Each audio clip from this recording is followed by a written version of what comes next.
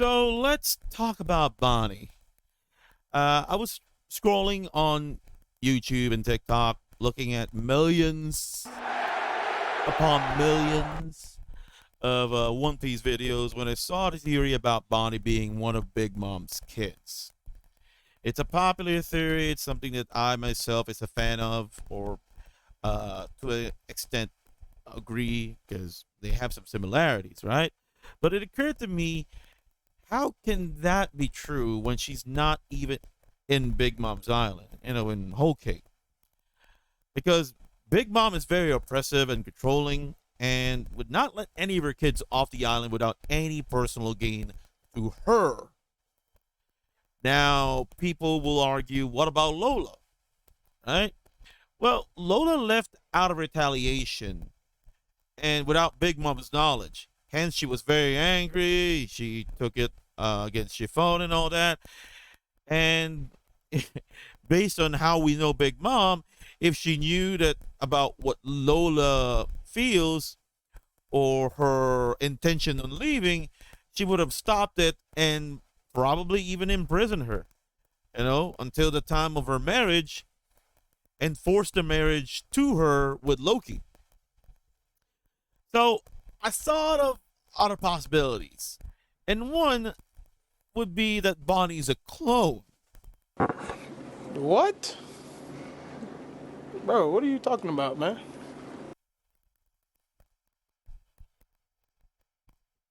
Yeah, I know it's a bit out there, but hear me out.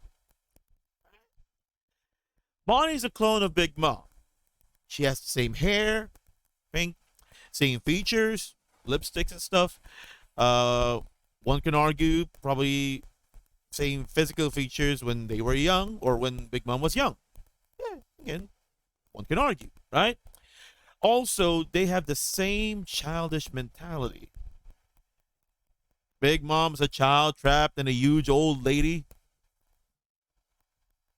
Bonnie acts very childish as well.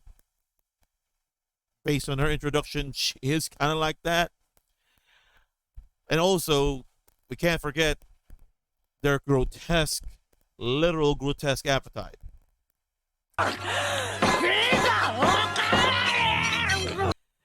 But how is this potentially possible? Well, prior chapters in Egghead, we see Kuma carrying Bonnie, right? And he was wearing some sort of robe. Or maybe a lab gown. Now, I've heard that people think that he was a scientist working under Vegapunk. Maybe after he was ousted from his kingdom. Again, possibility there. And that's where this theory comes into play. It might be the caretaker of Bonnie during the time of her creation. And bonded with Kuma, making him his de facto adopted father. Now, this ain't a stretch, absolutely not a stretch on Oda, as found family themes have always been a key story in One Piece. Always. But how did Punk get Big Mom's lineage factor? Is her DNA? Well, I honestly have no idea other than some speculations. One, and this is not by order of some sort or ranking or anything, it's just, what are the possibilities? Again, one, they might have made a deal with Big Mom. Again, the Punks or Mads specifically has been working with the Fold, right? One of the underground people or underground lords, making like a loan shark. Yeah, he's a loan shark, so he's the one funding Matt. And the idea that they would cut a deal with Big Mom back in days is not quite far off. It's a possibility. So again, they made a deal about with Big Mom about the idea of gigantification and asked for her blood. Because if again, we all see Big Mom as huge in all aspects. And another one is she was captured by the world government and was just not mentioned. Not yet in the story, right? Again, Kaido has been captured out of his own volition. We all know that he intentionally uh, let himself get caught so that he can eat. But again, potentials are there. Big Mom might have been captured at some point for the same reason, to eat. So again, might have been captured by the world government, or maybe Mother Caramel. いい子がいるよ。How far along is the idea that she is running an orphanage where she's literally sheltering kids, clothing them, bathing them, feeding them, taking care of them health wise? How far off is it that she would have taken blood samples from the kids to the world government?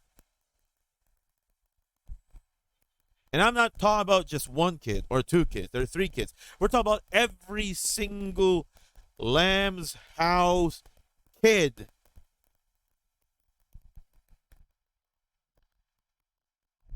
That's a way for the world government to have the lineage factor to supply Vegapunk. Now, why clones? Why would I even think that the idea that Bonney would have been a clone? Well, we have been working on the idea of clones in the story for quite a while. Since Whole Cake. Since the whole reveal with Sanji and Sanji's brothers. Right? But it has never been fleshed out. The topic has never gone from, oh, we have clones. We can make clones. This and that. But right now, in Egghead, we've been introduced to the Seraphims, actual literal clones of the debunked Shichibukai. And more recently, we've been shown that the Seraphims have personalities. They're not mindless weapons for the world government to use against pirates or against enemies of the world government. And I think Oda is going to play on the morality of human cloning in the story. And what would be the best thing to do?